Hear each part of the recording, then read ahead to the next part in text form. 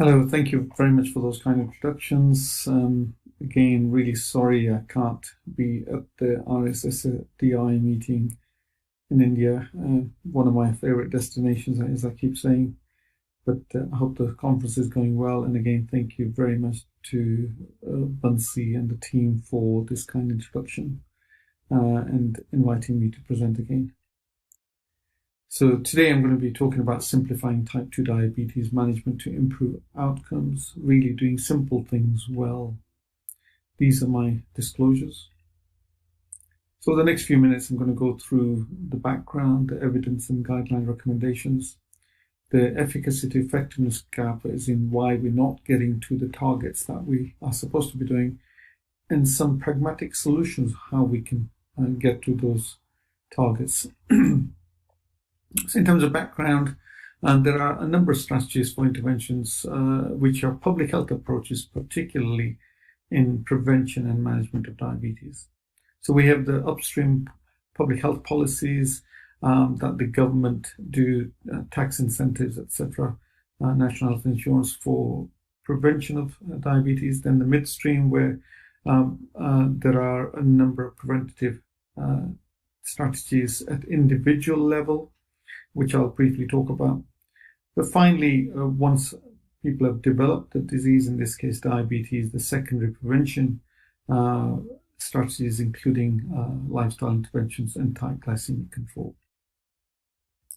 In terms of prevention of diabetes, there is overwhelming evidence that those who have or are at risk of diabetes, people with prediabetes, we can prevent diabetes with lifestyle interventions, a 50% relative risk reduction from the meta-analysis that we conducted a few years back. And as you can see, no matter which country the patient population comes from, including the fantastic studies done in India with Ramachandran, that we can prevent diabetes. There's a number of other therapies, diabetes agents and anti-obesity therapies that have shown to improve outcomes. The one particular one that is promoted in the UK and many other countries is metformin for prevention of diabetes. And prevention is important because we can improve outcomes. So this is the Da-Ching study. The long-term follow-up at 20 years showed that there was a 47% relative risk reduction in incidence of severe retinopathy in those who went through the lifestyle intervention and who had prediabetes. Similarly, from the same study, 23-year follow-up showed that those who had prediabetes, there was delayed onset of diabetes associated with significantly lower cardiovascular mortality in favor of those who had the lifestyle intervention. And as you know, the study was completed early on, but the separation occurred at 12 years. And you can see at 23 years, a significant, about 41% relative risk reduction for cardiovascular mortality. The so-called legacy benefits of prevention. So we really want to try and do our best to prevent the diabetes coming on. Once diabetes has come on, we want to use strategies to reduce and improve their outcomes. And there's now good data from, this is the US, and this is a study from the Sweden, showing that overall we have improved outcomes for people with diabetes. So death from any cause, death from cardiovascular disease, death from coronary heart disease, and hospitalization from cardiovascular disease have improved significantly over the years. However, the gap between people with type 2 diabetes and those matched controls at population level still remains. So still a far way to go. In terms of the guidelines and the recommendations, they're based on randomized controlled trials. So these are all the glucose lowering trials, UK PDS, Accord, Advance, and VDT that you all know about in people with type 2 diabetes, showed that early type control leads to improved microvascular outcomes. And if we start early enough, such as UK PDS from diagnosis, we can have cardiovascular disease and mortality benefits as well. The DCCT in people with type 1 diabetes also showed similarly that we can reduce microvascular outcomes in the short term with tight glycemic control, and cardiovascular disease and microvascular outcomes and the long-term follow-up as well. So overwhelming evidence for improving outcomes with glycemic control. And this is the UK Pds study. As you know, these were patients newly diagnosed with diabetes in a conventional arm compared to metformin arm.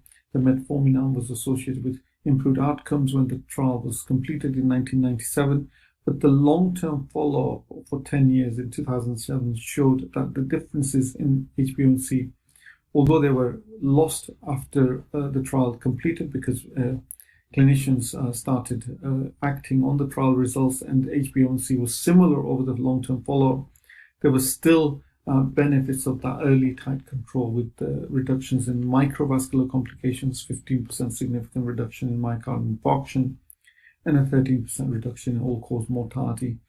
And the UK PDS termed this the so-called legacy benefits.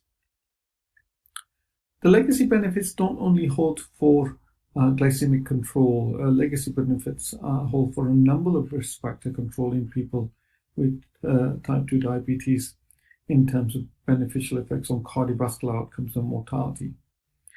So there are data from glucose lowering, such as the UK PDS, blood pressure lowering up to 10 years of legacy benefits, lipid lowering up to 18 years of benefits, and multiple risk factor control up to 21 years of data from the STENO-2 study. So guidelines now are more evidence-based. We know glycemic control is important in people with diabetes, but we've got now a lot more data, and for the first time we can have evidence-based recommendations, which are on the left-hand panel. People with established atherosclerotic cardiovascular disease or CKD or heart failure, we can improve outcomes by using GLP-1 receptor agonists and SGLT2 inhibitors.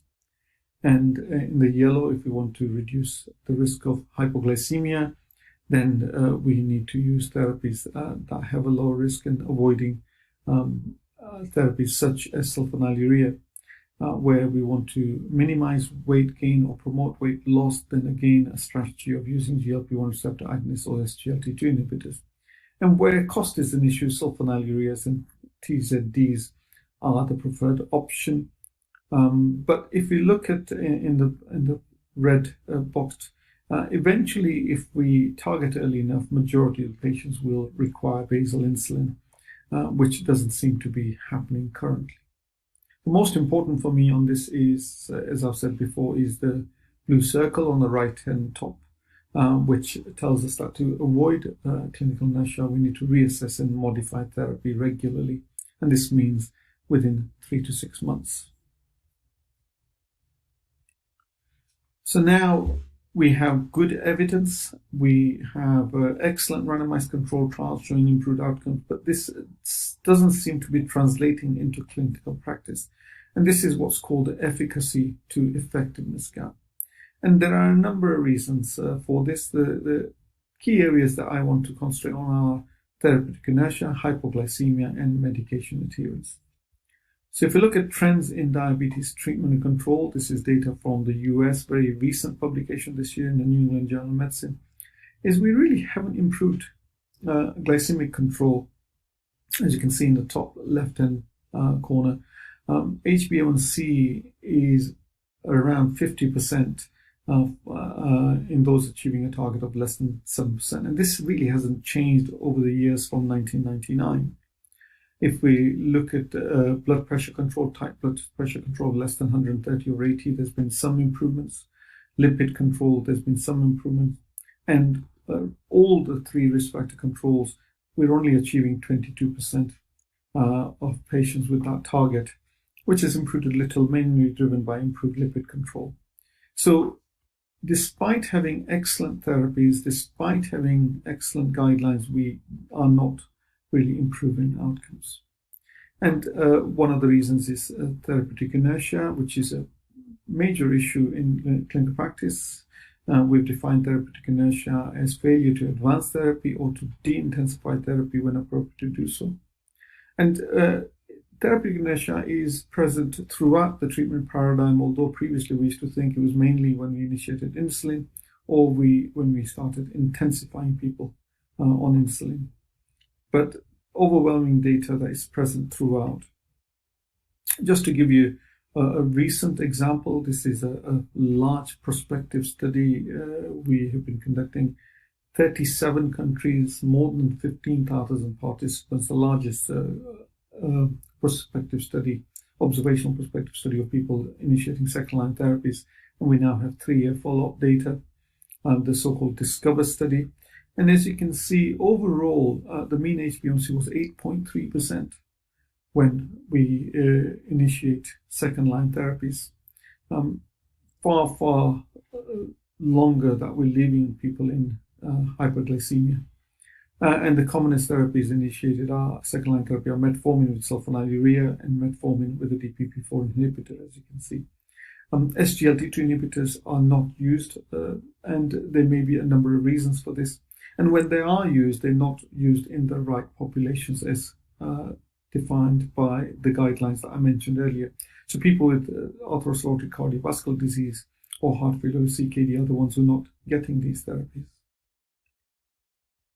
And when we bring all the data together, this is a meta-analysis of over 50 studies, we see that therapeutic inertia is a global phenomenon.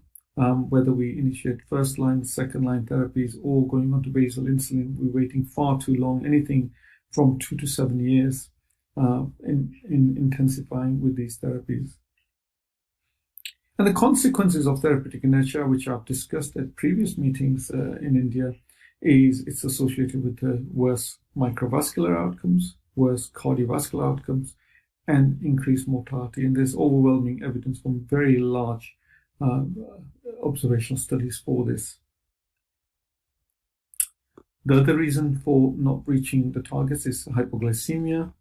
We know hypoglycemia is a major problem. This is a study we conducted with Francesco Zaccardi and our group, looking at all admissions in English hospitals, the whole of England. And what we see is a few observations. First of all, at the left-hand side, these are people with type 1 diabetes. The number of admission hasn't changed despite us having better therapies and also having monitoring systems and devices for improving insulin delivery. And then we see that there's an exponential rise from the age of around 50. And we see a few observations here that the rise continues. It's quite severe in people who are aged over 70. And the question is, why are we managing these patients so aggressively that they're getting hypoglycemia? And secondly, despite having excellent therapies, we really haven't improved outcomes over the last 5 years at all.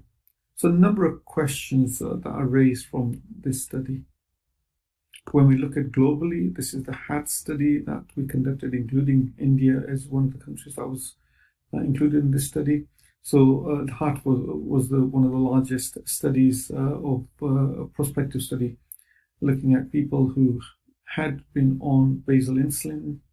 Globally, over 18,000 people were recruited to this study from 24 countries. And the uniqueness about HAT study was we had a prospective arm in this where we asked patients to keep a diary, and inclusion criteria were very broad, people aged more than 18 years on insulin for more than 12 months. And what we saw was that overall 46% of people reported hypoglycemia. When we look at the estimated annual rate, this is per person per year overall, they varied from about 14 to 28 per person per year. Nocturnal hypoglycemia varied from 3 to 6.4, so twice as many in some countries. And when we look at severe hypoglycemia, they were around 2.5 per person per year, but much higher in Southeast Asia, 3.4 per person per year. So there are overall large numbers of people having hypoglycemia when we look at them globally.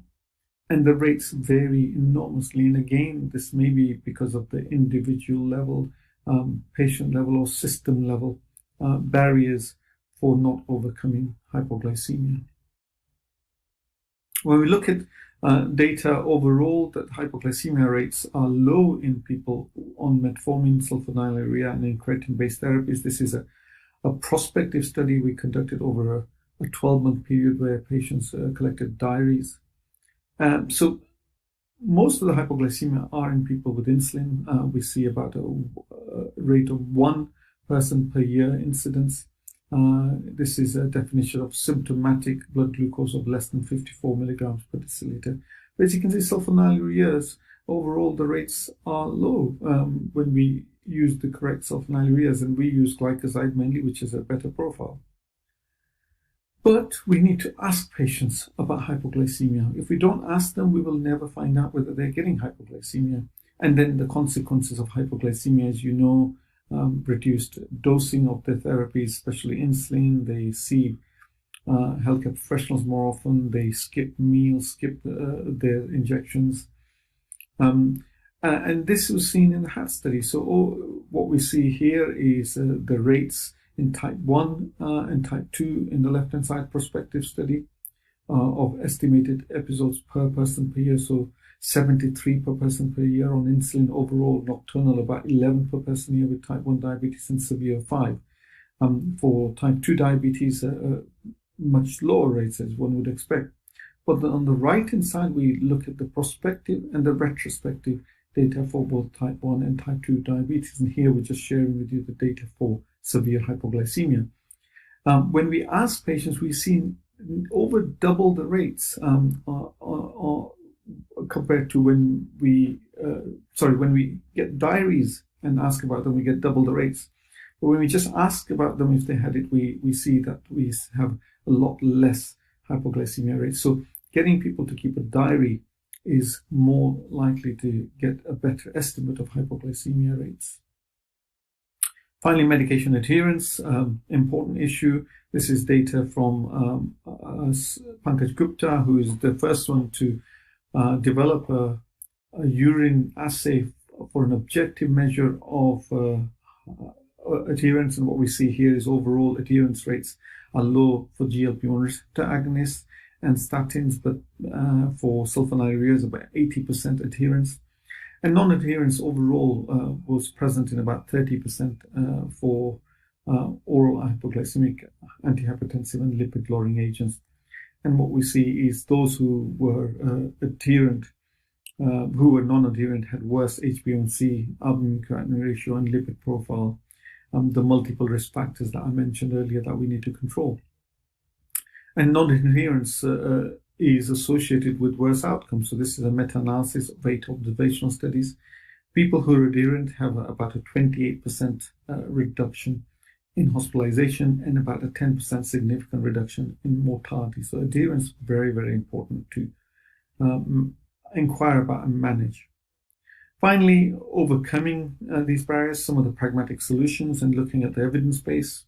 There are a number of factors that lead to the efficacy to effectiveness gap, including hypoglycemia, impaired quality of life, lack of adherence, as I mentioned, financial restrictions, risk of comorbidities, regimes being complex, the weight gain that may be associated with the therapies. And all of these are barriers for patients and healthcare professionals as well. Intervention to overcome therapeutic inertia. This is the most recent and the only systematic review of interventions to overcome inertia, 36 studies with over 22,000 participants. And what we see here is the interventions that work well are pharmacist-based interventions. We get a 0.6% reduction in mean HbA1c, and nurse or certified educators, where we see a 0.4% reduction in HbA1c. We don't see improvements with care management and patient education alone, or particularly the physician-based intervention. So we really need to invest in nurses and pharmacists to manage these complex patients, because they will have time to manage these patients. We do that in the UK now more and more often.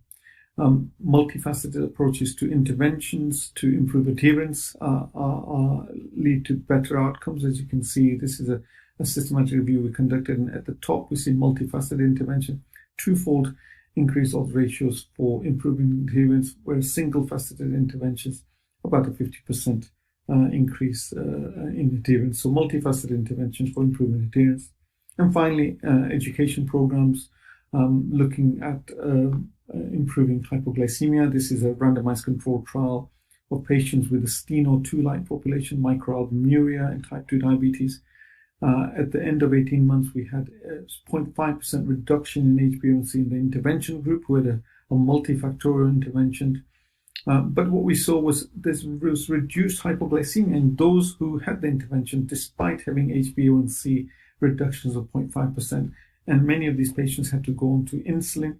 And we saw no severe hypoglycemia intervention group and reduced moderate hypoglycemia.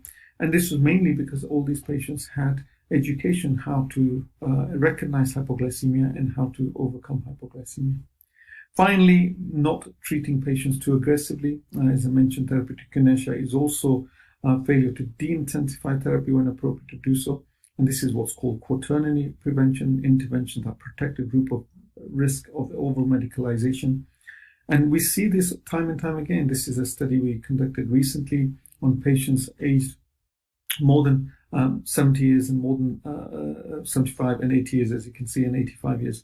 And these patients had an HbA1c values less than 7%, while on insulin or sulfonylurea. And what we see is at 5 years and 10 years, there was increased association for hospitalization for severe hypoglycemia, but no differences in mortality. So hypoglycemia, a big risk when HbA1c is low with certain therapies.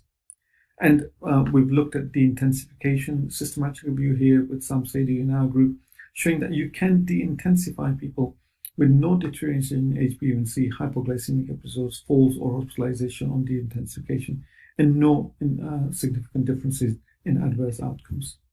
So in summary, we know type 2 diabetes is a progressive disease, and early prevention, both in people with pre-diabetes and those with early diabetes, leads to long-term benefits. However, there is a major efficacy to effectiveness gap in the real-world settings, and there are many barriers that stop us translating evidence into improving outcomes, and different solutions are needed in different settings to individualize therapies and interventions.